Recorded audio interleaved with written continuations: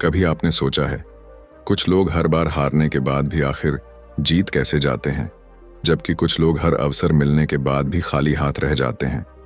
इसका उत्तर ताकत में नहीं, किस्मत में नहीं, बल्कि उस जगह छिपा होता है जहां अधिकांश लोग कभी देखने की कोशिश ही नहीं करते।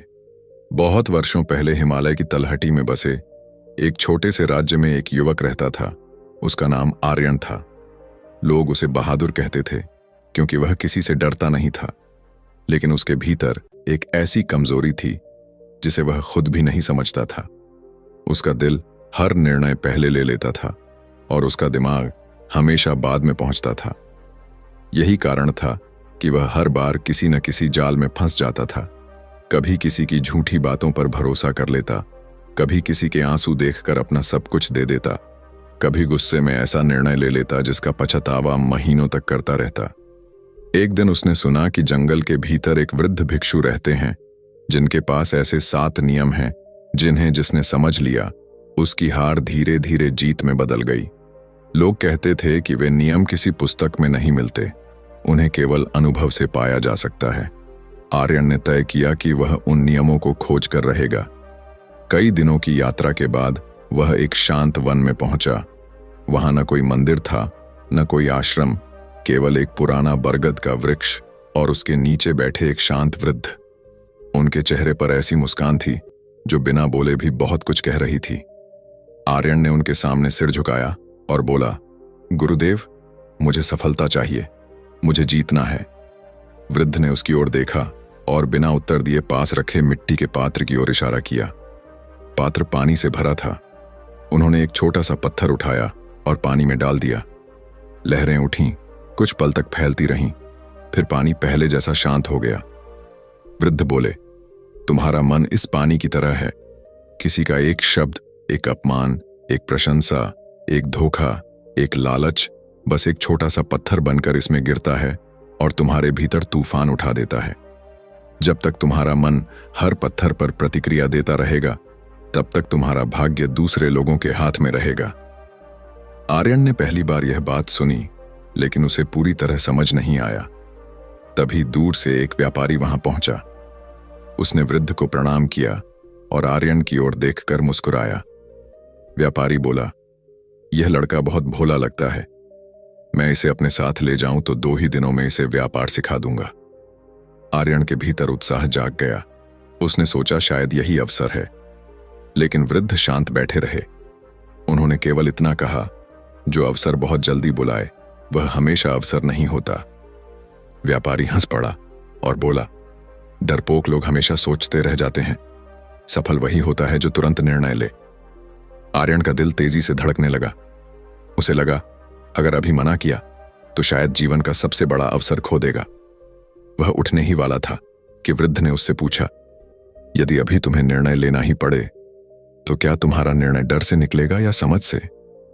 यह प्रश्न सुनते ही आर्यन रुक गया। पहली बार उसने महसूस किया कि उसका शरीर आगे बढ़ रहा था, लेकिन उसका दिमाग पीछे छूट चुका था। उसने व्यापारी को मना कर दिया। व्यापारी मुस्कुराया नहीं, उसका चेहरा अचानक कठोर हो गया। उसने धीमे स्वर में कहा, तुमने अच्छा अवसर खो दिया। इतना कहकर वह चला गया। कुछ देर बाद वृद्ध ने जंगल के रास्ते की ओर इशारा किया। वहां दूर सैनिक दौड़ते दिखाई दिए। उन्होंने बताया कि वही व्यापारी कई गांवों के युवकों को लालच देकर ले जाता था और उन्हें गुलाम बनाकर बेच देता था। आर्यन की सांस रुक गई। उसे समझ आ गया कि अगर उसने अपने दिल की जल्दबाजी में निर्णय लिया होता तो शायद उसकी कहानी वहीं समाप्त हो जाती। वृद्ध ने पहली बार उसकी आंखों में देखकर कहा, सफलता का पहला नियम यही है, दिल की पहली आवाज हमेशा सत्य नहीं होती। कभी कभी वह केवल तुम्हारे डर, तुम्हारी चाहत और तुम्हारी अधूरी इच्छाओं की आवाज होती है। बुद्धिमान वही है जो पहली प्रतिक्रिया को रोक सके। उसी क्षण आर्यन के भीतर कुछ बदलने लगा। उसे लगा जैसे अब तक वह अपने जीवन का मालिक नहीं, बल्कि अपनी भावनाओं का कैदी था। हवा पहले जैसी ही थी, जंगल भी वही था, लेकिन अब हर आवाज अलग सुनाई दे रही थी। तभी एक घायल हिरण भागता हुआ उनके सामने आया। उसके पीछे एक शिकारी भी दौड़ रहा था। शिकारी ने आर्यन से पूछा, हिरण किस दिशा में गया? आर्यन का दिल बोला, सच बता दो। उसका मन बोला, यदि सच बताओगे तो निर्दोष की मृत्यु होगी, यदि झूठ बोलोगे तो एक हिंसक व्यक्ति धोखा खाएगा। उसने कुछ क्षण आंखें बंद की। वृद्ध उसे देख रहे थे, लेकिन उन्होंने कोई सलाह नहीं दी। इस बार निर्णय केवल आर्यन को लेना था। उसने शिकारी से कहा, मैंने केवल धूल उड़ते देखी है, दिशा नहीं। शिकारी दूसरी ओर चला गया। हिरण बच गया। वृद्ध मुस्कुराए। उन्होंने कहा, देखो, दिमाग से खेलना छल करना नहीं है, बल्कि परिस्थिति के भीतर छिपे सत्य को पहचानना है। हर सत्य केवल शब्दों में नहीं होता, उसके पीछे परिणाम भी होता है। उसी शाम सूर्य अस्त होने लगा। आकाश लाल हो चुका था। बरगद के पत्ते हवा में धीरे धीरे हिल रहे थे। आर्यन ने महसूस किया कि आज उसने कोई युद्ध नहीं जीता, फिर भी उसके भीतर एक अनजानी विजय का जन्म हुआ है। उसे पहली बार समझ आया कि जो व्यक्ति हर भावना पर तुरंत प्रतिक्रिया देता है, वह अपने शत्रु को बिना लड़े जीतने का अवसर दे देता है, और जो व्यक्ति अपनी पहली प्रतिक्रिया को रोक लेता है, वह आधी लड़ाई उसी क्षण जीत लेता है। वृद्ध ने शांत स्वर में कहा, आज तुमने केवल पहला द्वार पार किया है। अभी तुम्हारे भीतर 6 और ताले हैं, जिनकी चाबी बाहर नहीं, तुम्हारे अपने मन के अंधेरे कमरों में छिपी हुई है। आर्यन ने कुछ नहीं पूछा। इस बार उसके भीतर उत्तर पाने की जल्दबाजी नहीं थी। उसने केवल मौन को सुना, क्योंकि उसे महसूस होने लगा था कि कभी कभी सबसे बड़ी शिक्षा शब्दों से नहीं, ठहराव से जन्म लेती है। रात धीरे धीरे पूरे जंगल पर उतर चुकी थी। चारों ओर ऐसा सन्नाटा था कि पत्तों की हल्की सी सरसराहट भी किसी छिपे हुए संकेत जैसी महसूस हो रही थी। आर्यन बरगद के नीचे शांत बैठा था, लेकिन उसके भीतर विचारों का तूफान अब भी चल रहा था। उसे पहली बार महसूस हो रहा था कि इंसान का सबसे बड़ा शत्रु बाहर नहीं, उसके भीतर बैठा हुआ वह हिस्सा है जो हर बात पर तुरंत विश्वास कर लेता है, तुरंत क्रोधित हो जाता है, तुरंत प्रसन्न हो जाता है और बिना सोचे हर निर्णय ले लेता है। वृद्ध भिक्षु ने अपनी आंखें खोलीं और बिना उसकी ओर देखे कहा, जब तक तुम्हारा मन दूसरों की उंगलियों पर नाचता रहेगा, तब तक तुम्हारी किस्मत भी दूसरों की मुट्ठी में कैद रहेगी। आर्यन ने धीमे स्वर में पूछा, क्या कोई अपने मन पर इतना अधिकार पा सकता है कि कोई उसे कभी हरा ना सके? वृद्ध मुस्कुराए और बोले, जिसने स्वयं को जीत लिया, उसे हराने वाला संसार में कोई नहीं होता, लेकिन स्वयं को जीतना सबसे कठिन युद्ध है। उसी समय दूर अंधेरे में किसी के कदमों की आवाज सुनाई दी। एक वृद्ध व्यक्ति कांपते हुए उनके पास पहुंचा। उसके कपड़े फटे हुए थे, चेहरा धूल से भरा था और आंखों में घबराहट साफ दिखाई दे रही थी। उसने हाथ जोड़कर कहा, मेरी सहायता कीजिए, कुछ डाकुओं ने मेरा सब कुछ लूट लिया है। मेरे पास घर लौटने तक का सहारा नहीं बचा। आर्यन का दिल फिर पिघल गया। वह तुरंत अपनी थैली उठाने लगा। तभी भिक्षु ने केवल एक प्रश्न पूछा, क्या तुमने उसकी आंखें देखी हैं? आर्यन रुक गया। उसने पहली बार उस व्यक्ति की आंखों में ध्यान से देखा। वहां आंसू थे, लेकिन उनमें पीड़ा से अधिक बेचैनी थी। उसके हाथ कांप रहे थे, लेकिन उसकी सांसें सामान्य थीं। उसके पैरों पर लंबी यात्रा की धूल भी नहीं थी। आर्यन उलझ गया। अभी कुछ क्षण पहले तक उसे यह व्यक्ति पूरी तरह असहाय लग रहा था। अब उसके भीतर संदेह जन्म लेने लगा। वृद्ध भिक्षु ने कहा, दया करना श्रेष्ठ है, लेकिन बिना समझ के की गई दया कई बार अन्याय को जन्म देती है। तभी वह वृद्ध व्यक्ति अचानक पीछे हट गया। उसके चेहरे की मासूमियत गायब हो गई। उसने सीटी बजाई। कुछ ही क्षणों में झाड़ियों के पीछे से 4 हथियारबंद लोग निकल आए। वे सब हंस रहे थे। उनमें से एक बोला, आज फिर एक भोला यात्री हमारे जाल में फंसने ही वाला था। आर्यन के शरीर में सिहरन दौड़ गई। यदि उसने एक क्षण पहले अपनी थैली उसे दे दी होती, तो शायद वह अपनी जान भी खो सकता था। डाकू आगे बढ़े, लेकिन भिक्षु अपनी जगह से नहीं हिले। उन्होंने केवल शांत स्वर में कहा, जिस व्यक्ति का दिमाग जाग चुका हो, उसे तलवार से नहीं हराया जा सकता। डाकुओं ने हमला करना चाहा, लेकिन तभी जंगल के दूसरे छोर से सैनिकों की आवाजें आने लगीं। घबराकर सभी डाकू भाग गए। आर्यन ने आश्चर्य से पूछा, आपको कैसे पता था कि सैनिक आने वाले हैं? भिक्षु ने उत्तर दिया, मुझे सैनिकों के आने का नहीं पता था, मुझे केवल यह पता था कि डर हमेशा अधीर होता है। यदि हम नहीं डरते तो सामने वाला स्वयं गलती कर देता है। यह सुनकर आर्यन बहुत देर तक मौन रहा। उसे समझ आने लगा था कि बुद्धिमत्ता का अर्थ हर प्रश्न का उत्तर जानना नहीं, बल्कि सही समय तक शांत रहना है। सुबह होने पर भिक्षु उसे जंगल के भीतर एक पुराने पत्थर के पुल तक ले गए। पुल के नीचे तेज धारा बह रही थी। वहां दो योद्धा खड़े थे। दोनों के हाथों में तलवार थी। वे एक दूसरे को घूर रहे थे। अचानक पहला योद्धा गुस्से में चिल्लाया और पूरी शक्ति से हमला कर दिया। दूसरा योद्धा पीछे हटता रहा। उसने कई बार केवल बचाव में रोके।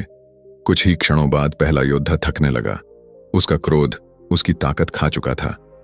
तभी दूसरे योद्धा ने बिना गुस्से के केवल एक वार किया और पहला योद्धा हार गया। भिक्षु ने पूछा, बताओ कौन अधिक शक्तिशाली था? आर्यन बोला, जिसने जीत हासिल की। भिक्षु ने सिर हिलाया और कहा, नहीं, शक्तिशाली वह नहीं था जिसने अंतिम वार किया। शक्तिशाली वह था जिसने अपने क्रोध को अपने निर्णय पर हावी नहीं होने दिया। याद रखो, जो व्यक्ति तुम्हें क्रोधित कर सकता है वह कुछ समय के लिए तुम्हारा मालिक बन जाता है। यह सुनते ही आर्यन को अपने जीवन की कई घटनाएं याद आने लगीं। उसे वे लोग याद आए जिन्होंने केवल कुछ शब्द कहकर उसे भड़का दिया था। उसे वे अवसर याद आए जो उसने केवल गुस्से में खो दिए थे। उसे पहली बार महसूस हुआ कि उसके सबसे बड़े नुकसान किसी दुश्मन ने नहीं, उसकी अपनी भावनाओं ने किए थे। वह पुल पर खड़ा बहते पानी को देखने लगा। हर लहर आगे बढ़ रही थी। कोई भी लहर पीछे मुड़कर नहीं देख रही थी। भिक्षु ने कहा, नदी अपमान को पकड़कर नहीं रखती, इसलिए समुद्र तक पहुंच जाती है। मनुष्य अपमान को वर्षों तक पकड़कर रखता है, इसलिए वहीं का वहीं रह जाता है। आर्यन के भीतर जैसे कोई पुराना ताला टूट रहा था। उसने गहरी सांस ली। उसी समय सामने से एक घोड़ा दौड़ता हुआ आया। उसके ऊपर बैठा सैनिक घायल था। वह घोड़े से गिर पड़ा। उसके हाथ में एक मुहरबंद पत्र था। उसने कांपती आवाज में कहा, इसे राजधानी पहुंचाना बहुत आवश्यक है। यदि यह पत्र समय पर नहीं पहुंचा तो हजारों लोग मारे जाएंगे। इतना कहकर वह बेहोश हो गया। आर्यन ने पत्र उठाया। उसका दिल कह रहा था कि तुरंत दौड़ पड़ो, लेकिन इस बार उसने जल्दबाजी नहीं की। उसने पहले चारों ओर देखा। पेड़ों के पीछे टूटी हुई डालियां थीं। जमीन पर कई घोड़ों के निशान थे। हवा में धुएं की हल्की गंध थी। उसे लगा जैसे कोई इस पत्र का पीछा कर रहा हो। उसने भिक्षु की ओर देखा। भिक्षु शांत थे। उन्होंने कोई आदेश नहीं दिया। अब निर्णय फिर उसी का था। आर्यन ने पहली बार केवल दिल की नहीं, अपने दिमाग की आवाज सुनी। उसने पत्र अपने वस्त्रों के भीतर छिपा लिया। सैनिक को झाड़ियों में सुरक्षित स्थान पर पहुंचाया और स्वयं उल्टी दिशा में चल पड़ा, क्योंकि उसे समझ आ गया था कि जो लोग पत्र के पीछे होंगे वे सीधी राह पर ही खोज करेंगे। कुछ ही देर बाद 5 घुड़सवार उसी रास्ते से गुजरे। वे एक दूसरे से कह रहे थे, वह लड़का अभी तक इसी मार्ग पर होगा। वे तेजी से आगे निकल गए। आर्यन दूर खड़ा यह सब देख रहा था। उसके चेहरे पर पहली बार आत्मविश्वास की हल्की मुस्कान आई। उसे महसूस हुआ कि जीत हमेशा ताकत से नहीं मिलती। कई बार केवल सही सोच ही सबसे बड़ा हथियार बन जाती है। उसने धीरे धीरे अपनी मुट्ठी कस ली। अब उसके भीतर केवल साहस नहीं था, समझ भी जन्म लेने लगी थी। जंगल अब पहले जैसा रहस्यमय नहीं लग रहा था, क्योंकि सबसे बड़ा रहस्य बाहर नहीं, उसके अपने मन के भीतर खुलना शुरू हो चुका था। और उसी क्षण सफलता का दूसरा नियम बिना किसी घोषणा के उसके जीवन का हिस्सा बन गया। कभी भी अपनी भावनाओं को अपने निर्णय का चालक मत बनने दो, उन्हें केवल संकेत बनने दो। निर्णय हमेशा जागृत बुद्धि से लो।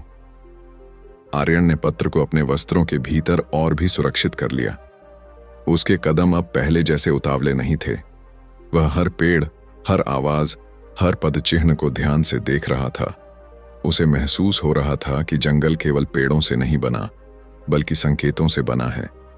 जो व्यक्ति संकेतों को पढ़ना सीख जाता है, वह बिना लड़े भी अनेक युद्ध जीत लेता है। कुछ दूर चलने के बाद उसे एक संकरा रास्ता दिखाई दिया। उस रास्ते के दोनों ओर ऊंची चट्टानें थीं। अचानक उसके कानों में हल्की सी धातु टकराने की आवाज आई। वह तुरंत रुक गया। पहले वाला आर्यन शायद बिना सोचे आगे बढ़ जाता, लेकिन अब उसने अपनी सांसें तक धीमी कर लीं। उसने झुककर मिट्टी को छुआ। मिट्टी पर ताजा घोड़ों के खुरों के निशान थे, लेकिन उन निशानों पर हल्की धूल भी जम चुकी थी। इसका अर्थ था कि वे कुछ समय पहले गुजरे थे, अभी नहीं। उसने ऊपर चट्टानों की ओर देखा। वहां एक सूखी डाल अस्वाभाविक रूप से हिल रही थी, जबकि हवा बिल्कुल शांत थी। उसके भीतर तुरंत चेतावनी की घंटी बजी। उसने रास्ता बदल दिया। मुश्किल से 10 कदम ही चला होगा कि पीछे से भारी पत्थर गिरने की भयानक आवाज आई। पूरा संकरा मार्ग चट्टानों से भर गया। यदि वह उसी रास्ते पर चलता रहता तो उसी क्षण उसका अंत हो जाता। उसने पहली बार समझा कि कई बार जीवन हमें बचाने के लिए जोर से नहीं चिल्लाता, केवल बहुत छोटे संकेत देता है। जो व्यक्ति अपनी भावनाओं के शोर में जीता है, वह उन संकेतों को कभी सुन ही नहीं पाता। वह आगे बढ़ा। सूर्य अब सिर के ऊपर था। दूर एक छोटा सा गांव दिखाई दिया। गांव में असामान्य शांति थी। बच्चे नहीं खेल रहे थे, पशु बंधे हुए थे, दरवाजे आधे खुले थे, लेकिन कोई बाहर नहीं था। आर्यन को यह दृश्य अजीब लगा। तभी एक वृद्धा बाहर आई और बोली, बेटा, बहुत थक गए होंगे, पहले भोजन कर लो। उसके शब्द बहुत मधुर थे। आर्यन के पेट में सचमुच भूख लगी थी। उसका दिल तुरंत मान गया, लेकिन उसका दिमाग अब प्रश्न पूछने लगा। उसने देखा कि पूरे गांव में कहीं चूल्हे का धुआं नहीं उठ रहा था। यदि अभी भोजन बना होता तो धुआं अवश्य दिखाई देता। उसने देखा कि वृद्धा के पैरों में खेत की मिट्टी नहीं थी, जबकि गांव की अधिकांश स्त्रियों के पैरों पर मिट्टी होती है। उसने यह भी देखा कि उसके हाथों पर वर्षों का श्रम नहीं, बल्कि तलवार पकड़ने जैसी कठोरता थी। आर्यन ने मुस्कुराकर कहा, माता, मैं अभी लौटकर भोजन करूंगा। इतना सुनते ही वृद्धा का चेहरा बदल गया। उसकी आंखों की कोमलता गायब हो गई। वह तेजी से पीछे हट गई। उसी क्षण घरों के भीतर छिपे कई लोग बाहर निकल आए। उनके हाथों में हथियार थे। आर्यन बिना एक क्षण गंवाए जंगल की ओर दौड़ पड़ा। दौड़ते समय उसके मन में केवल एक बात गूंज रही थी, हर मीठी आवाज विश्वास के योग्य नहीं होती। कुछ लोग शब्दों से नहीं, तुम्हारी भावनाओं से तुम्हें बांधते हैं। बहुत देर तक दौड़ने के बाद वह एक शांत नदी के किनारे पहुंचा। वहां वही वृद्ध भिक्षु पहले से बैठे थे, मानो उन्हें सब पता हो। आर्यन ने आश्चर्य से पूछा, क्या यह सब भी आपकी परीक्षा थी? भिक्षु ने सिर हिलाया और कहा, नहीं, जीवन किसी की परीक्षा नहीं लेता। जीवन केवल यह दिखाता है कि तुम वास्तव में कौन हो। यदि तुम्हारे भीतर लालच है तो जीवन लालच सामने लाएगा। यदि तुम्हारे भीतर भय है तो भय सामने आएगा। यदि तुम्हारे भीतर धैर्य है तो वही तुम्हारी रक्षा करेगा। आर्यन चुपचाप बैठ गया। उसकी आंखें नदी के बहते जल पर टिक गईं। कुछ देर बाद भिक्षु ने नदी में एक सूखा पत्ता डाला। पत्ता धारा के साथ बहने लगा। फिर उन्होंने एक छोटा सा पत्थर डाला। पत्थर सीधे नीचे डूब गया। भिक्षु बोले, बताओ, दोनों में अंतर क्या है? आर्यन बोला, पत्ता हल्का है इसलिए बह गया, पत्थर भारी है इसलिए डूब गया। भिक्षु मुस्कुराए और बोले, बिल्कुल, वैसे ही तुम्हारा मन भी है। जो व्यक्ति हर अपमान, हर असफलता, हर पुराने दर्द को पकड़ कर रखता है, वह पत्थर बन जाता है और जीवन की धारा में डूब जाता है। जो छोड़ना सीख जाता है वही आगे बढ़ता है। सफलता केवल पाने की कला नहीं, छोड़ने की भी कला है। यह सुनते ही आर्यन की आंखों के सामने उसका अतीत घूमने लगा। उसे वे लोग याद आए जिन्होंने उसे धोखा दिया था। उसे वे बातें याद आईं जिनके कारण वह वर्षों तक भीतर ही भीतर जलता रहा। उसने महसूस किया कि जिन लोगों से वह बदला लेना चाहता था, वे तो अपनी जिंदगी जी रहे थे, लेकिन वह स्वयं अपने ही क्रोध का कैदी बना हुआ था। उसने अपनी मुट्ठी खोली और नदी से एक पत्थर उठाकर दूर फेंक दिया। पत्थर पानी में गिरा, कुछ लहरें उठीं और फिर सब शांत हो गया। उसी क्षण उसके भीतर भी कुछ शांत हो गया। तभी दूर से घोड़ों की टापें सुनाई दीं। कई सैनिक तेजी से उसी दिशा में आ रहे थे। उनके नेता ने उतरकर आर्यन की ओर देखा और कठोर स्वर में कहा, हमें सूचना मिली है कि राज्य का गोपनीय पत्र तुम्हारे पास है, उसे तुरंत हमारे हवाले कर दो। आर्यन ने सैनिकों की वर्दी देखी। पहली नजर में सब सही लग रहा था, लेकिन फिर उसकी नजर उनके ध्वज पर गई। ध्वज का चिन्ह उल्टी दिशा में बना था। यह बहुत छोटी सी गलती थी जिसे सामान्य व्यक्ति कभी नहीं देखता। उसी क्षण उसे समझ आ गया कि ये असली सैनिक नहीं है, वे भेष बदलकर आए हुए लोग हैं। उसका दिल एक पल के लिए तेजी से धड़कने लगा, लेकिन उसने अपने चेहरे पर कोई भाव नहीं आने दिया। उसने शांत स्वर में कहा, पत्र मेरे पास नहीं है। वे लोग उसकी ओर बढ़े। उनके नेता ने तलवार निकाल ली और बोला, झूठ बोलोगे तो यहीं प्राण ले लेंगे। आर्यन के भीतर भय पैदा हुआ, लेकिन इस बार भय ने उसके निर्णय पर अधिकार नहीं किया। उसने आसपास देखा। नदी का बहाव तेज था।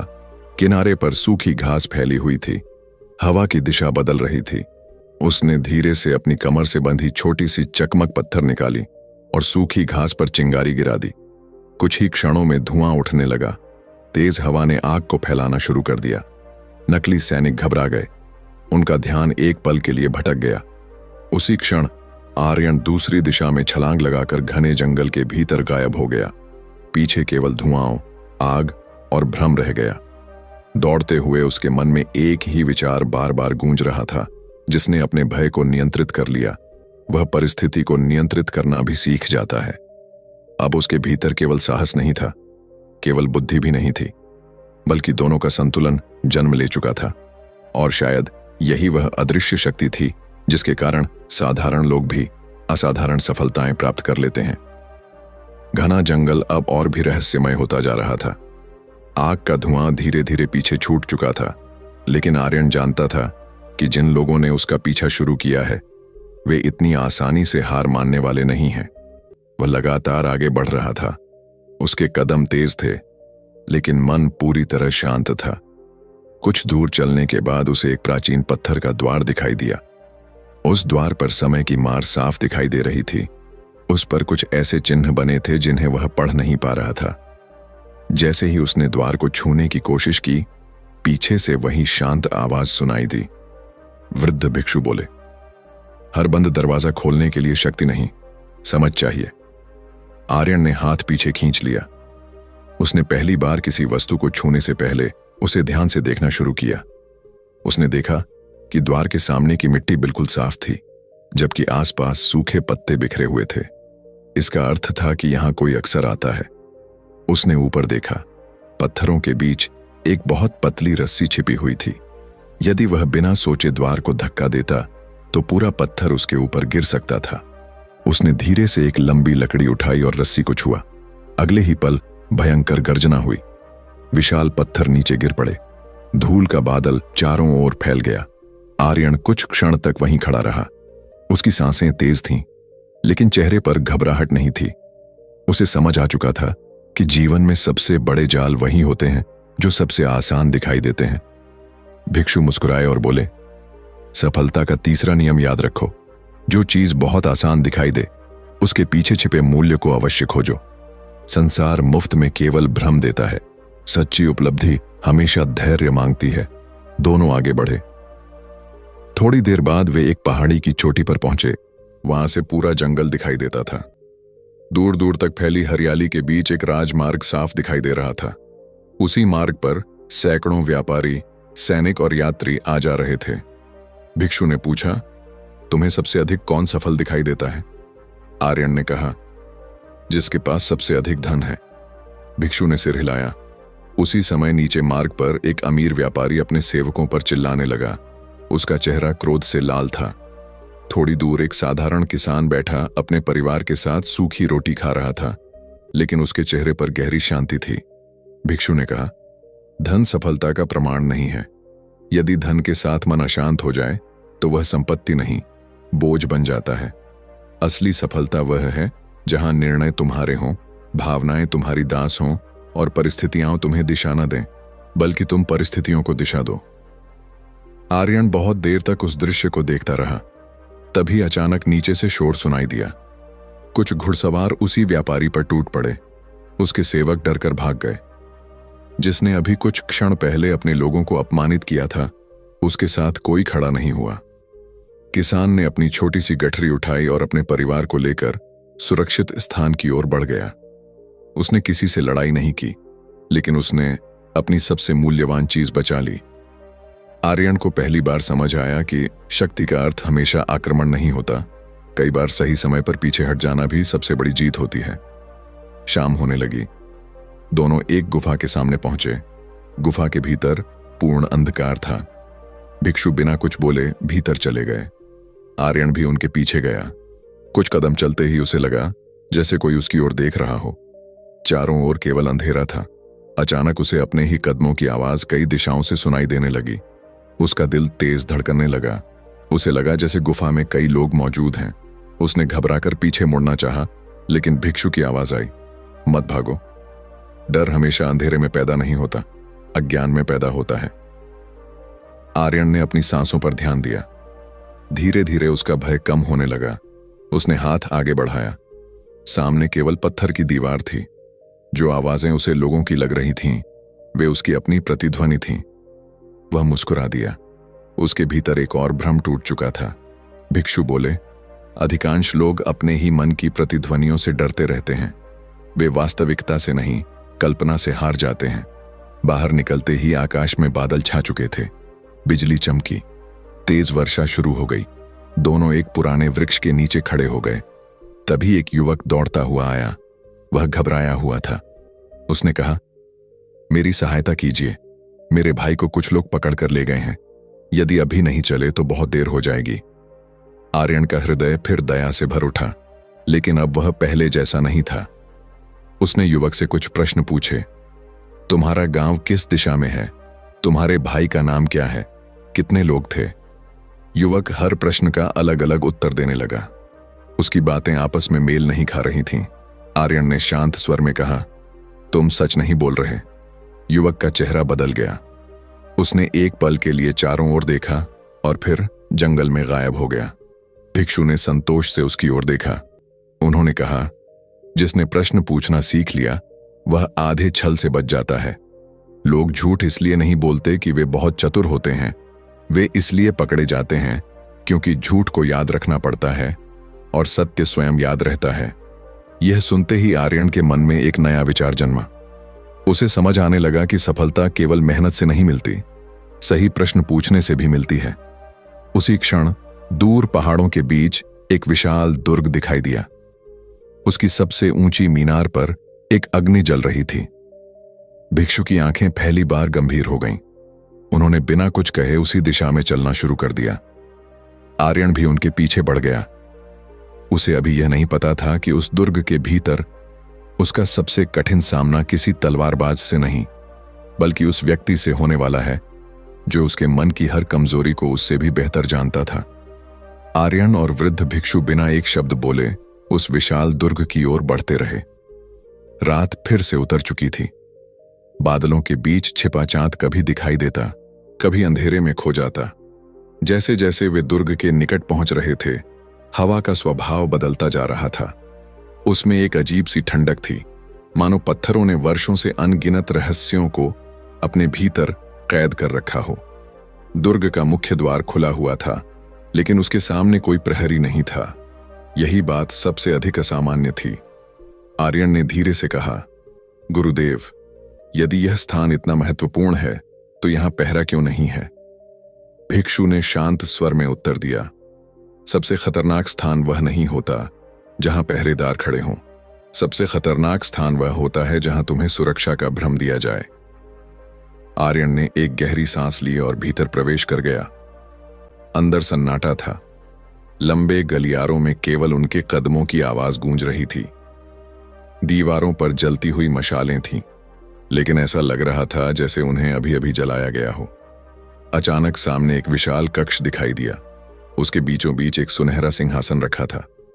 सिंहासन पर एक मुकुट रखा था जिसकी चमक पूरे कक्ष को प्रकाशित कर रही थी। उसके चारों ओर सोने के सिक्के, रत्न और बहुमूल्य आभूषण बिखरे पड़े थे। आर्यन कुछ क्षण के लिए ठिठक गया।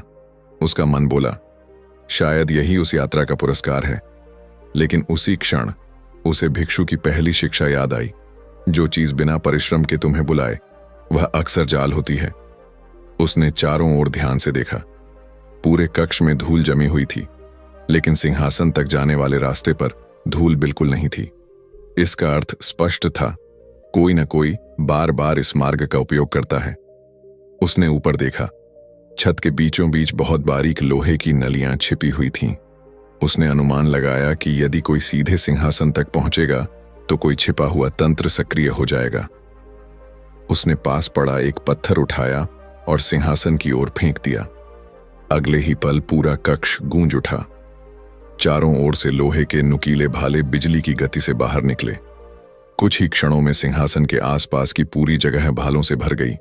यदि वह लालच में एक कदम भी आगे बढ़ता तो उसी क्षण उसकी मृत्यु निश्चित थी। भिक्षु ने उसकी ओर देखकर कहा, सफलता का चौथा नियम, सबसे बड़ा जाल हमेशा तुम्हारी सबसे बड़ी इच्छा के रूप में सामने आता है। जो व्यक्ति अपनी इच्छा का दास बन जाता है वह दूसरों का शिकार बन जाता है। आर्यन अब समझने लगा था कि सफलता का मार्ग बाहर नहीं, भीतर बनता है। तभी उसी कक्ष के दूसरे छोर से धीमी धीमी ताली बजने की आवाज सुनाई दी। अंधेरे से एक लंबा व्यक्ति बाहर आया। उसका चेहरा आधा कपड़े से ढका हुआ था, लेकिन उसकी आंखें असाधारण रूप से तेज थीं। उसने मुस्कुराकर कहा, मैंने सुना था कि भिक्षु ने एक नया शिष्य चुना है, लेकिन मुझे विश्वास नहीं था कि वह यहां तक पहुंच पाएगा। आर्यन ने पहली बार उस व्यक्ति की आंखों में देखा। उन आंखों में भय नहीं था, क्रोध नहीं था, केवल एक अजीब सा आत्मविश्वास था। उसने कहा, तुम कौन हो? वह व्यक्ति हंस पड़ा। उसने उत्तर दिया, मैं वह हूं जो लोगों के दिल से खेलकर उनका भविष्य बदल देता हूं। लोग मुझे कभी व्यापारी समझते हैं, कभी सैनिक, कभी साधु, कभी मित्र। मैं चेहरों से नहीं, कमजोरियों से पहचाना जाता हूं। आर्यन के मन में बिजली सी कौंधी। उसे वही व्यापारी याद आया, वही नकली सैनिक, वही झूठी वृद्धा, वही युवक। क्या यह सब उसी का जाल था? वह व्यक्ति बोला, तुम्हें लगता है तुमने मेरी हर चाल समझ ली, लेकिन सच यह है कि मैंने तुम्हें पहले दिन से देखा है। मैं जानना चाहता था कि तुम्हारा दिल पहले जीतता है या तुम्हारा दिमाग। आर्यन ने कोई उत्तर नहीं दिया। अब वह समझ चुका था कि कुछ लोग उत्तर सुनना नहीं चाहते, वे केवल तुम्हारी प्रतिक्रिया देखना चाहते हैं। वह शांत खड़ा रहा। कुछ क्षण बीत गए। वह रहस्यमय व्यक्ति मुस्कुराना बंद कर चुका था। उसे पहली बार महसूस हुआ कि सामने खड़ा युवक पहले जैसा नहीं रहा। उसने धीरे से कहा, अच्छा, तुमने मौन सीख लिया। यह सबसे कठिन कला है। अधिकांश लोग शब्दों से हारते हैं, तलवारों से नहीं। तभी उसने अपनी कमर से एक छोटी सी थैली निकाली और आर्यन की ओर फेंक दी। थैली जमीन पर गिरते ही खुल गई। उसके भीतर चमचमाते रत्न थे। उसने कहा, यह सब तुम्हारा हो सकता है, केवल वह पत्र मुझे दे दो। कोई नहीं जानेगा। तुम्हें धन मिलेगा, सम्मान मिलेगा, आराम मिलेगा। आर्यन ने रत्नों की ओर देखा भी नहीं। उसने केवल इतना पूछा, यदि यह पत्र इतना महत्वहीन है तो तुम इसके लिए इतना सब कुछ क्यों दे रहे हो?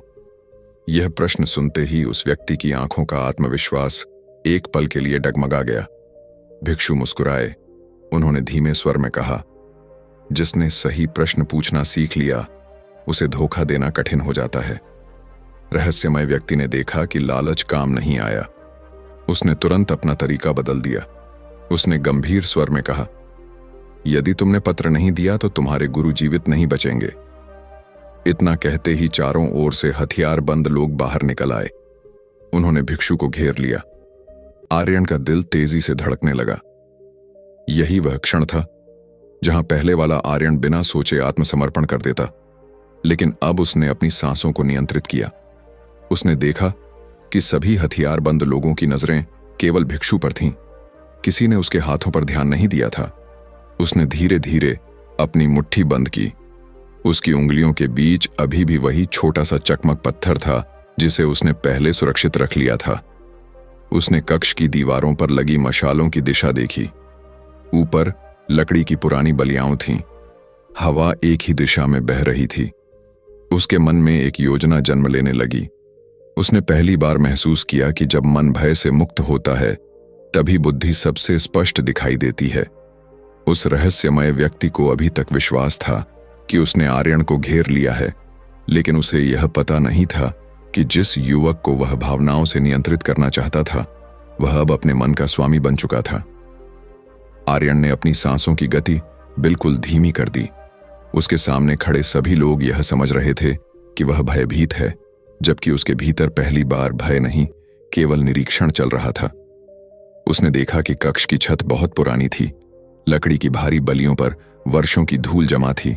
दीवारों पर लगी मशालों की आग धीरे धीरे उन सूखी बलियों को गर्म कर रही थी। हवा का बहाव एक ही दिशा में था। उसने अपने दाएं पैर से जमीन को हल्का सा दबाया। पत्थर के नीचे खोखली आवाज आई। इसका अर्थ था कि इस पूरे कक्ष के नीचे कोई गुप्त मार्ग अवश्य है। उसी क्षण उसे भिक्षु की कही हुई बात याद आई, संसार में जो दिखाई देता है उसके नीचे हमेशा एक और सत्य छिपा होता है। रहस्यमय व्यक्ति मुस्कुराया और बोला, सोचने में समय मत गंवाओ। तुम्हारे पास केवल दो रास्ते हैं, या तो पत्र मुझे दे दो या अपने गुरु को मरते हुए देखो। आर्यन ने उसकी आंखों में देखा। उसे पहली बार महसूस हुआ कि सामने वाला व्यक्ति जीतना नहीं चाहता, वह चाहता है कि दूसरा डर जाए। जो व्यक्ति स्वयं पर विश्वास करता है वह कभी बार बार धमकी नहीं देता। बार बार धमकी वही देता है जिसे अपनी सफलता पर संदेह होता है। आर्यन ने धीरे से कहा, यदि तुम इतने शक्तिशाली होते तो तुम्हें छल की आवश्यकता नहीं पड़ती। यह सुनते ही उस व्यक्ति का चेहरा कठोर हो गया। उसकी आंखों में पहली बार क्रोध दिखाई दिया। भिक्षु ने दूर खड़े खड़े हल्की मुस्कान दी। उन्हें समझ आ गया था कि आर्यन ने सबसे महत्वपूर्ण बात पहचान ली है। जिसने अपने शत्रु की भावना पहचान ली, उसने उसकी सबसे बड़ी कमजोरी पहचान ली। रहस्यमय व्यक्ति ने क्रोध में आदेश दिया, इसे पकड़ लो। चारों ओर से सैनिक उसकी ओर दौड़े। उसी क्षण आर्यन ने अपनी उंगलियों के बीच रखा चकमक पत्थर एक मशाल की ओर फेंक दिया। मशाल लकड़ी की पुरानी बली से टकराई। कुछ ही क्षणों में ऊपर से जलती हुई लकड़ियों के छोटे छोटे टुकड़े गिरने लगे। सैनिकों का ध्यान ऊपर चला गया। उसी समय आर्यन ने अपने पैर से उस खोखले पत्थर पर पूरी शक्ति से प्रहार किया। पत्थर टूट गया। नीचे छिपा हुआ संकरा मार्ग खुल गया। धूल का बादल पूरे कक्ष में फैल गया। कुछ भी स्पष्ट दिखाई नहीं दे रहा था। रहस्यमय व्यक्ति क्रोध में चिल्ला रहा था, उसे जीवित पकड़ो। लेकिन धुएं और धूल के बीच किसी को किसी की दिशा समझ नहीं आ रही थी। आर्यन ने सबसे पहले भिक्षु का हाथ पकड़ा और दोनों उस गुप्त मार्ग में उतर गए। पीछे से कई सैनिक भी कूदे, लेकिन पुराने पत्थर अचानक खिसक गए और मार्ग का एक हिस्सा उनके ऊपर गिर पड़ा। कुछ ही क्षणों में रास्ता बंद हो गया। अब केवल अंधेरा था, इतना गहरा अंधेरा कि अपना हाथ भी दिखाई नहीं दे रहा था। दोनों धीरे धीरे आगे बढ़ते रहे। अचानक दूर एक हल्की नीली रोशनी दिखाई दी। वहां एक विशाल भूमिगत कक्ष था। उसके बीचों बीच पत्थर का एक गोल चबूतरा बना था। उस चबूतरे पर 7 दीपक रखे थे। 6 दीपक बुझ चुके थे, केवल एक दीपक जल रहा था। आर्यन ने आश्चर्य से पूछा, यह स्थान क्या है? भिक्षु कुछ क्षण मौन रहे। फिर उन्होंने कहा, बहुत कम लोग यहां तक पहुंचते हैं। जो पहुंचते हैं वे समझते हैं कि सफलता बाहर नहीं मिलती, उसे भीतर जलाना पड़ता है। ये 7 दीपक उन 7 नियमों के प्रतीक हैं जिनकी खोज में तुम निकले थे। पहला दीपक तब जला जब तुमने अपनी पहली प्रतिक्रिया पर नियंत्रण पाया। दूसरा, तब जब तुमने भावना के स्थान पर विवेक से निर्णय लिया। तीसरा, तब जब तुमने हर संकेत को देखना सीखा। चौथा, तब जब तुमने लालच को अपने ऊपर अधिकार नहीं करने दिया। अभी 3 दीपक और जलने बाकी हैं। आर्यन उन बुझी हुई ज्योतियों को देखता रहा। तभी अचानक पूरे कक्ष में एक गूंजती हुई आवाज फैल गई। वही रहस्यमय व्यक्ति था। उसकी आवाज हर दिशा से आ रही थी। वह बोला, तुम सोचते हो कि तुम मुझसे बच गए? नहीं, अब तुम वहीं पहुंचे हो जहां मैं तुम्हें लाना चाहता था। यह सुनते ही आर्यन चारों ओर देखने लगा, लेकिन कोई दिखाई नहीं दिया। आवाज फिर गूंजी, बाहर के युद्ध जीतना आसान है, असली युद्ध तब शुरू होता है जब इंसान अपने सबसे बड़े भ्रम से मिलता है। अगले ही क्षण चबूतरे के सामने धुएं जैसा एक आकार बनने लगा। धीरे धीरे वह आकार स्पष्ट हुआ। आर्यन की सांस रुक गई। उसके सामने खड़ा व्यक्ति कोई और नहीं बल्कि वही स्वयं था। वही चेहरा, वही आंखें, वही शरीर, वही आवाज। अंतर केवल इतना था कि उस दूसरे आर्यन के चेहरे पर घमंड भरी मुस्कान थी। उसने हंसते हुए कहा, तुम मुझे हराने आए हो। मैं तुम्हारा शत्रु नहीं हूं। मैं तुम्हारा वही हिस्सा हूं जो सम्मान चाहता है, बदला चाहता है, जल्दी सफलता चाहता है, दूसरों से आगे निकलना चाहता है। मैं तुम्हारे भीतर वर्षों से रहता हूं। तुम मुझे मार नहीं सकते, क्योंकि मैं तुम ही हूं।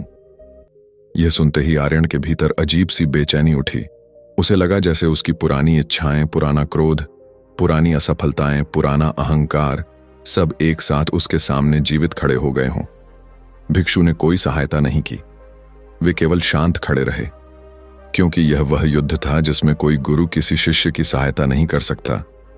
इस युद्ध में तलवार काम नहीं आती, केवल जागरूकता काम आती है। दूसरा आर्यन धीरे धीरे उसके चारों ओर घूमने लगा और बोला, तुम जितना मुझे दबाओगे मैं उतना ही शक्तिशाली बनूंगा। मुझे हराने का केवल एक ही तरीका है, मुझे पहचान लो। उसी क्षण आर्यन को महसूस हुआ कि सफलता की सबसे बड़ी लड़ाई किसी दूसरे इंसान से नहीं, अपने ही मन के उस अदृश्य हिस्से से होती है जो हर समय दिल को दिमाग पर हावी करने की कोशिश करता रहता है। और उसी पल उसके भीतर 5वें नियम का वास्तविक अर्थ जन्म लेने लगा। भूमिगत कक्ष में इतना गहरा सन्नाटा था कि आर्यन को अपनी धड़कनों की आवाज भी स्पष्ट सुनाई दे रही थी। उसके सामने खड़ा उसका ही दूसरा रूप लगातार मुस्कुरा रहा था। वह मुस्कान किसी शत्रु की नहीं थी, बल्कि उस व्यक्ति की थी जो वर्षों से उसके भीतर छिपा हुआ था। उसने धीरे धीरे कहा, तुम्हें लगता है कि तुम बदल चुके हो, लेकिन एक छोटी सी प्रशंसा, एक छोटा सा अपमान, एक बड़ा लालच या एक गहरा भय तुम्हें फिर वहीं पहुंचा देगा जहां से तुम चले थे। आर्यन ने कोई उत्तर नहीं दिया, उसने केवल अपनी सांसों पर ध्यान रखा। दूसरा आर्यन फिर बोला, तुम चुप इसलिए हो क्योंकि तुम्हारे पास उत्तर नहीं है। पहले तुम हर बात का जवाब देना चाहते थे, अब तुम मौन बनकर स्वयं को बुद्धिमान समझ रहे हो। यह सुनते ही आर्यन के भीतर हल्की सी बेचैनी उठी। उसका मन हुआ कि तुरंत उत्तर दे, लेकिन उसी क्षण उसे भिक्षु की पहली शिक्षा याद आई। पहली प्रतिक्रिया पर नियंत्रण ही पहली विजय है। उसने अपनी आंखें बंद की। कुछ क्षण बाद जब उसने उन्हें खोला तो उसके चेहरे पर पूर्ण शांति थी। उसने धीरे से कहा, मैं तुम्हें हराने नहीं आया हूं, मैं केवल तुम्हें पहचानने आया हूं। यह सुनते ही उस दूसरे रूप की मुस्कान कुछ फीकी पड़ गई। उसने फिर चाल चली। अचानक पूरा कक्ष बदलने लगा। उसके चारों ओर सोने के महल दिखाई देने लगे। हजारों लोग उसका नाम पुकार रहे थे। सैनिक उसके सामने सिर झुका रहे थे। लोग उसे महान राजा कह रहे थे। उसके सिर पर स्वर्ण मुकुट रख दिया गया। चारों ओर जय जयकार गूंजने लगी। दूसरा आर्यन बोला, बस एक निर्णय लो, वह पत्र मुझे दे दो। तुम्हें शक्ति मिलेगी, सम्मान मिलेगा, संसार तुम्हारे चरणों में होगा। आर्यन ने उन सब दृश्यों को ध्यान से देखा। कुछ क्षण पहले तक सब वास्तविक लग रहा था, लेकिन अब उसने एक छोटी सी बात देखी। इतने विशाल महल में कहीं भी पक्षियों की आवाज नहीं थी। हवा चल रही थी, लेकिन किसी वस्त्र का किनारा नहीं हिल रहा था। लोगों के चेहरे मुस्कुरा रहे थे, लेकिन उनकी आंखें बिल्कुल स्थिर थीं। तभी उसे समझ आया कि यह सब केवल भ्रम है। उसने अपनी आंखें बंद कर लीं। कुछ क्षण बाद जब उसने उन्हें खोला तो पूरा महल गायब हो चुका था। फिर वही भूमिगत कक्ष था। दूसरा आर्यन पहली बार गंभीर दिखाई दिया। उसने कहा, बहुत कम लोग मेरी पहली परीक्षा पार कर पाते हैं, लेकिन अभी खेल समाप्त नहीं हुआ। अगले ही क्षण पूरा वातावरण बदल गया। इस बार उसके सामने उसका बचपन आ गया। उसकी मां रो रही थी, उसके पिता घायल पड़े थे, उसके मित्र उसका साथ छोड़कर जा रहे थे। जिन लोगों ने उसे कभी अपमानित किया था, वे सब उसके सामने खड़े होकर हंस रहे थे। उसके भीतर वर्षों से दबा हुआ दर्द फिर जागने लगा। उसकी आंखें नम हो गईं। दूसरा आर्यन बोला, देखो, यही तुम्हारी सच्चाई है। तुम जितना भी बदल जाओ, तुम्हारा अतीत तुम्हें कभी आगे नहीं बढ़ने देगा। आर्यन के भीतर दर्द उठ रहा था। उसका सीना भारी होने लगा, लेकिन तभी उसे नदी में बहता हुआ वह सूखा पत्ता याद आया। उसे भिक्षु की आवाज याद आई, जो छोड़ नहीं सकता, वह आगे नहीं बढ़ सकता। उसने अपने भीतर उठते दर्द को दबाने की कोशिश नहीं की। उसने उसे महसूस किया, उसने उसे स्वीकार किया। फिर धीरे से कहा, जो बीत गया वह मेरा शिक्षक है, मेरा भविष्य नहीं। यह सुनते ही उसके सामने खड़े सभी दृश्य धुएं की तरह बिखरने लगे। दूसरा आर्यन 2 कदम पीछे हट गया। उसके चेहरे पर अब मुस्कान नहीं थी। उसने पहली बार क्रोध से कहा, तुम बदल कैसे गए? पहले तुम हर बात पर टूट जाते थे। पहले तुम्हें सम्मान चाहिए था, पहले तुम्हें बदला चाहिए था। अब तुम्हें क्या चाहिए? आर्यन ने शांत स्वर में उत्तर दिया, अब मुझे स्वयं पर अधिकार चाहिए। जैसे ही ये शब्द पूरे कक्ष में गूंजे, सामने रखा 5वां दीपक अपने आप जल उठा।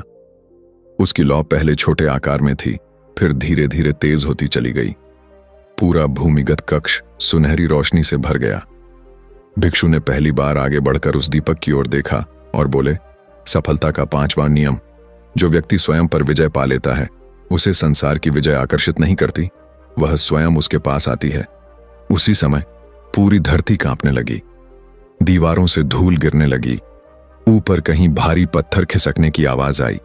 रहस्यमय व्यक्ति की गूंजती हुई आवाज फिर सुनाई दी। उसने क्रोध में कहा, यदि मैं तुम्हारे मन को नहीं तोड़ सका तो अब मैं तुम्हारा मार्ग ही समाप्त कर दूंगा। अगले ही क्षण भूमिगत कक्ष के दूसरे छोर की विशाल पत्थर की दीवार धीरे धीरे खुलने लगी। उसके पीछे एक लंबा अंधकारमय मार्ग दिखाई दिया।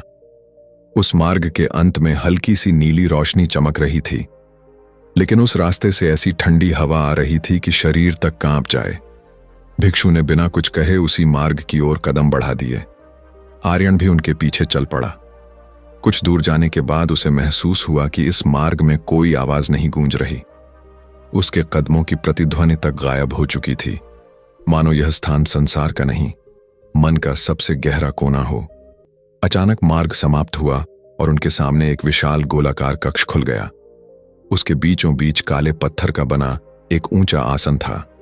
उस आसन पर वही रहस्यमय व्यक्ति पहली बार अपने वास्तविक रूप में बैठा था। उसने धीरे धीरे अपने चेहरे से कपड़ा हटाया। उसे देखते ही आर्यन की आंखें विस्मय से फैल गईं, क्योंकि उस व्यक्ति का चेहरा किसी अनजान शत्रु का नहीं, बल्कि उस इंसान का था जिसे वह अपने जीवन में सबसे अधिक विश्वसनीय, सबसे अधिक सम्मानित और सबसे अधिक आदर्श मानता था। उसी क्षण उसे समझ आ गया कि जीवन का सबसे खतरनाक धोखा हमेशा किसी अजनबी से नहीं मिलता। कई बार वह उसी चेहरे के पीछे छिपा होता है जिस पर हम सबसे अधिक विश्वास करते हैं। आर्यन कुछ क्षण तक उस चेहरे को देखता रहा। उसके भीतर न क्रोध था, न भय, केवल गहरा आश्चर्य था। उसने कभी कल्पना भी नहीं की थी कि उसकी अंतिम परीक्षा किसी तलवार, किसी युद्ध या किसी राक्षस से नहीं, बल्कि विश्वास के रूप में सामने आएगी। वह रहस्यमय व्यक्ति शांत स्वर में बोला, अब तुम्हें समझ आया, संसार में सबसे आसान काम किसी को धोखा देना नहीं, उसका विश्वास जीतना है।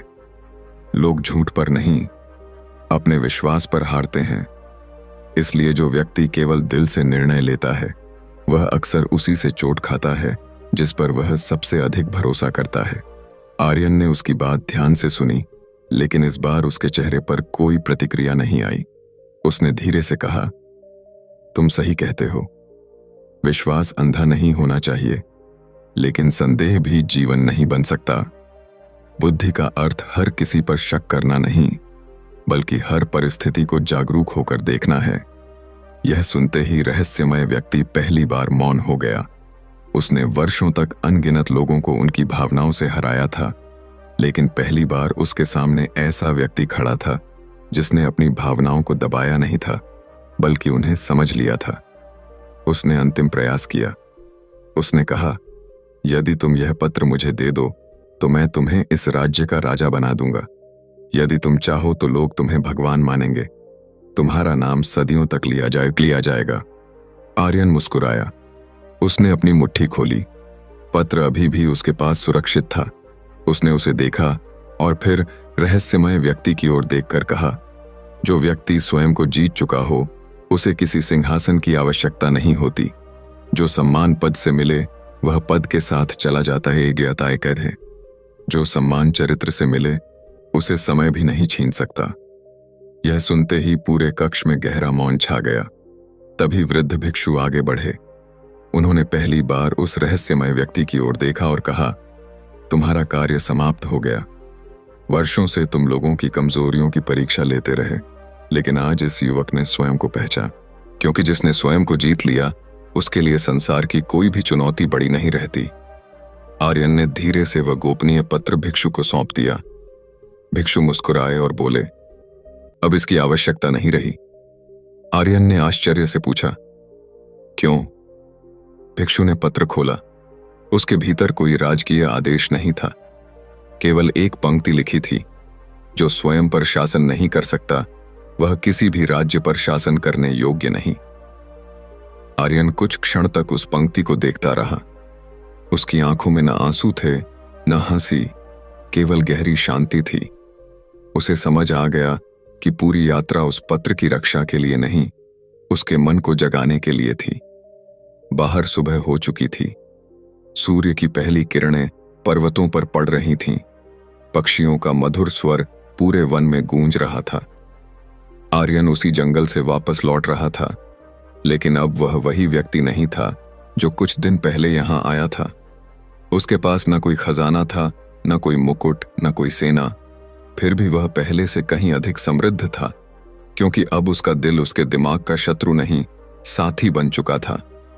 अब वह जान चुका था कि जीवन की सबसे बड़ी जीत किसी दूसरे इंसान को हराने में नहीं, स्वयं के भीतर बैठे भय, लालच, क्रोध, मोह और अहंकार को समझकर उनसे ऊपर उठने में है। वर्षों बाद जब लोग उससे सफलता का रहस्य पूछते, तो वह केवल मुस्कुराकर इतना कहता, दिल की सुनो, लेकिन निर्णय हमेशा जागृत बुद्धि से लो, क्योंकि भावनाएं तुम्हें इंसान बनाती हैं और विवेक तुम्हें सफल इंसान बनाता है। यही बुद्ध का मार्ग है, यही स्थायी विजय का मार्ग है, और यही वह रहस्य है जिसे समझने वाला व्यक्ति परिस्थितियों का दास नहीं, अपने भाग्य का निर्माता बन जाता है।